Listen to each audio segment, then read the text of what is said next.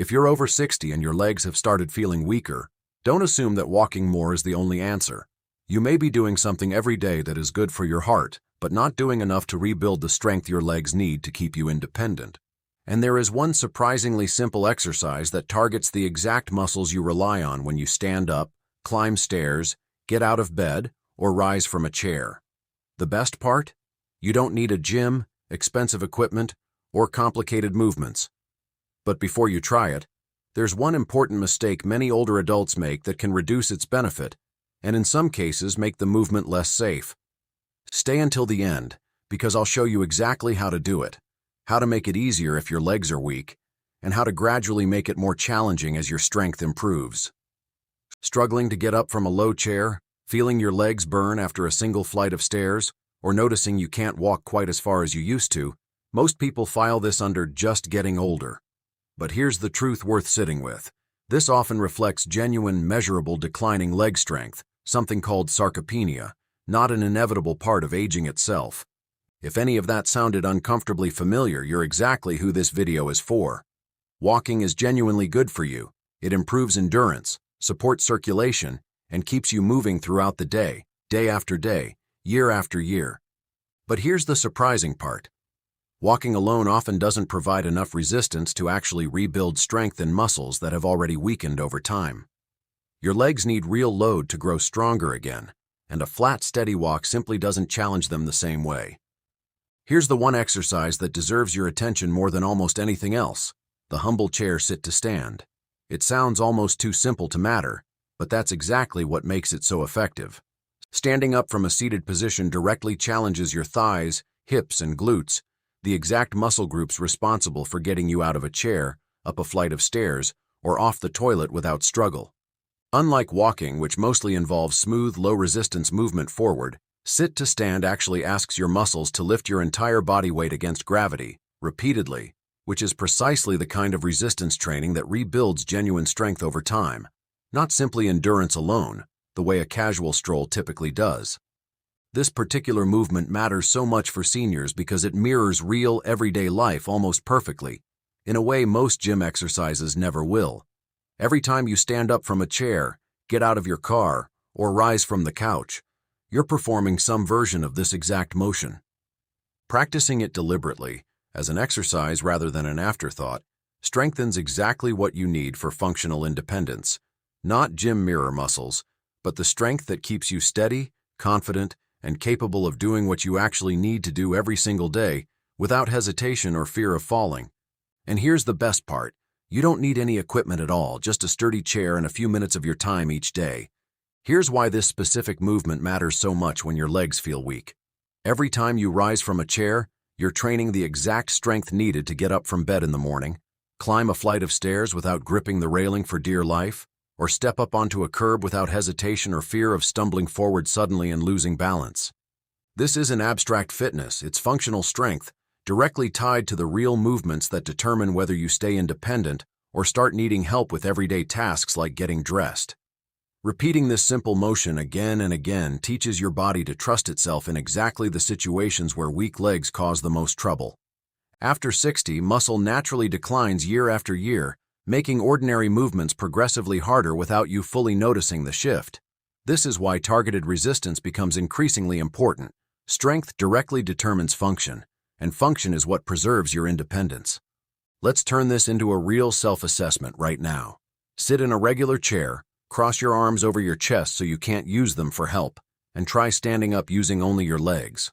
How did that feel? Did you rise smoothly, or did you rock forward, struggle, or need momentum to push through? This simple test is actually used by clinicians to gauge functional leg strength, and it's remarkably telling. If that felt harder than you expected, don't panic, but do pay attention, because this is exactly the kind of early signal that's easy to dismiss and genuinely worth acting on. Try it again after a week of practicing sit-to-stands, and you may notice a real difference in how it feels. Many people are surprised to discover their legs are weaker than they assumed, simply because daily life rarely demands this specific kind of movement in isolation. Now you know exactly where you stand, quite literally, and that's the first step toward genuinely improving it. Here's the biggest mistake I see: rushing through it, collapsing back into the chair instead of controlling the descent. using momentum to swing up rather than muscle, and letting the knees wobble inward. Technique matters more than reps here. Slow, controlled movement builds real strength. Here's how to do it safely, step by step. Start with a stable, sturdy chair. Nothing on wheels, nothing wobbly at all. Place your feet flat on the floor, hip-width apart, positioned slightly behind your knees. Lean your chest forward slightly, hinging at the hips, then push firmly through your feet, not your hands, to rise up. Stand up fully, straighten your hips completely and pause for a moment at the top.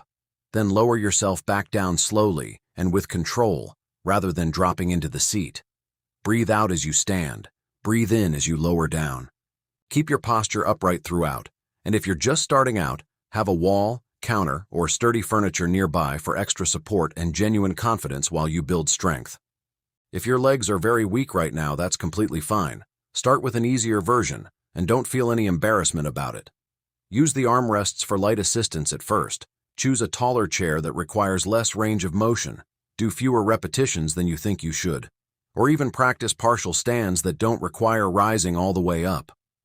None of this is failure. It's simply the safe, smart starting point that lets you build real strength gradually, without risking a fall or discouraging yourself before you've truly even begun this whole process at all. Once this feels easy, here's how to progress without ever setting foot in a gym. Slow your repetitions down, taking 3 or 4 full seconds to lower yourself each time. Gradually add more repetitions over the following weeks. Reduce your reliance on the armrest bit by bit, using just fingertips instead of your full grip. If appropriate, try a slightly lower chair for greater range of motion. Eventually, holding light weights against your chest adds real resistance. The key word throughout is gradual. Never jump straight to difficult. Here's the honest answer. Consistency matters far more than exhausting yourself. A few sets several times a week done with good form genuinely builds strength over time. You don't need to push to failure or do this every single day until your legs shake. Your muscles actually rebuild during rest, not during the exercise itself, so give yourself recovery days and trust the gradual process. Let's keep this balanced though. Walking still absolutely wins in its own lane. It remains genuinely valuable for cardiovascular fitness, endurance, balance, and everyday mobility in ways sit-to-stand simply doesn't cover. The sit-to-stand exercise isn't a replacement for walking. It's a complement, filling in the strength gap that walking alone can't reach.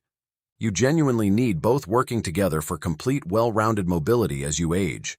Here's where the real magic happens, combining the two.